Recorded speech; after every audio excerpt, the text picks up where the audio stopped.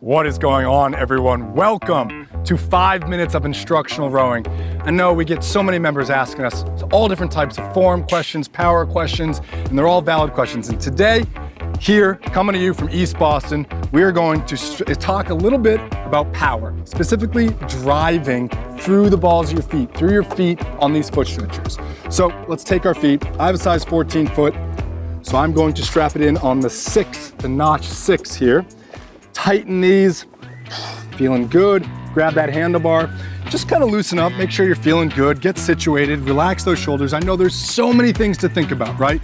Sitting tall, relaxing those shoulders, pulling it into here, getting it over your knees, bending it up, and that's great. And those are all very, very important. However, today specifically, I want us thinking about the connection between our feet and the foot stretcher and how that produces power. So a really good way, a really good drill to kind of start off doing, whether you're warming up or trying to understand this power, is to put those arms out nice and straight, relaxing those shoulders, handlebar in those hands, sitting up tall and not moving that upper body right here and just using our legs. So here we go for about 20 seconds, just feeling what type of power we can produce with just our legs here. Shoulders are relaxed, arms are nice and long, but we're completely removing that upper body.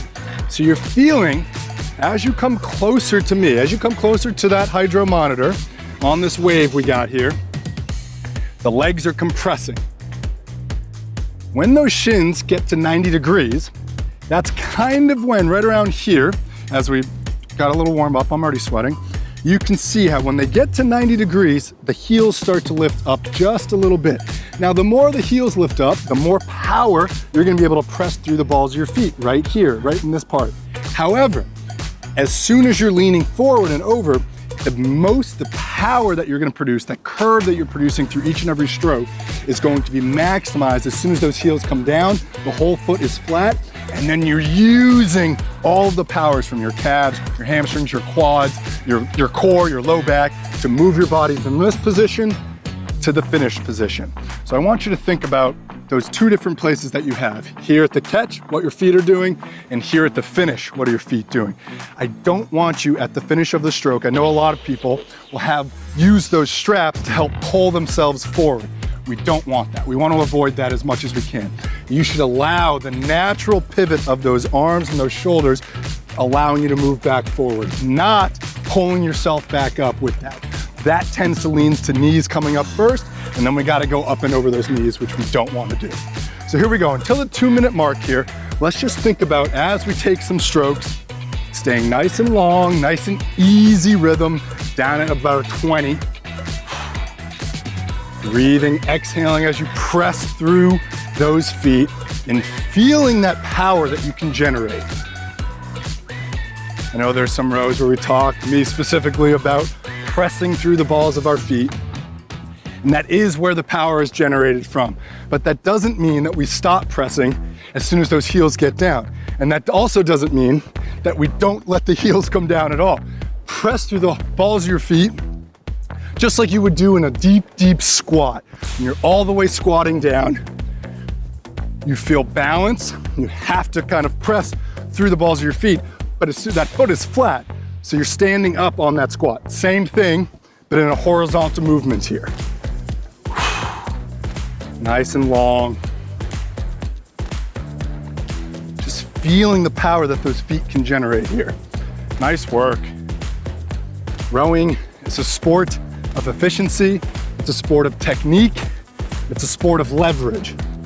So maximizing those three things with each and every stroke is exhausting. There's so much to think about. So it's really important to get all of those different elements down. And the way that each and every stroke starts is at the catch, at the start, right here. Feeling that power being generated through your feet, pressing against that foot stretcher. And as that rhythm comes up, the power stays generated from the same place, but you're able to press a little bit harder. Everyone always talks about, should I mess with the drag factor?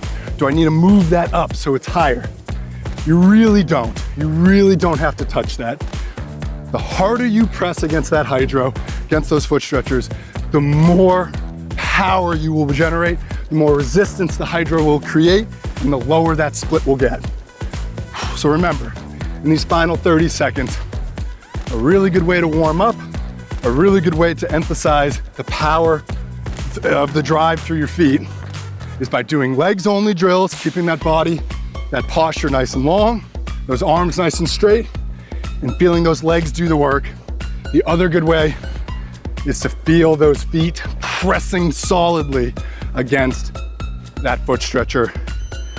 Awesome job. Hopefully you learned a little bit about power, driving through the feet, through each and every stroke. I know there's so many things to think about, but thank you guys for joining me here in East Boston. Gorgeous day. My name is Nick Karwoski. We'll see you on the water.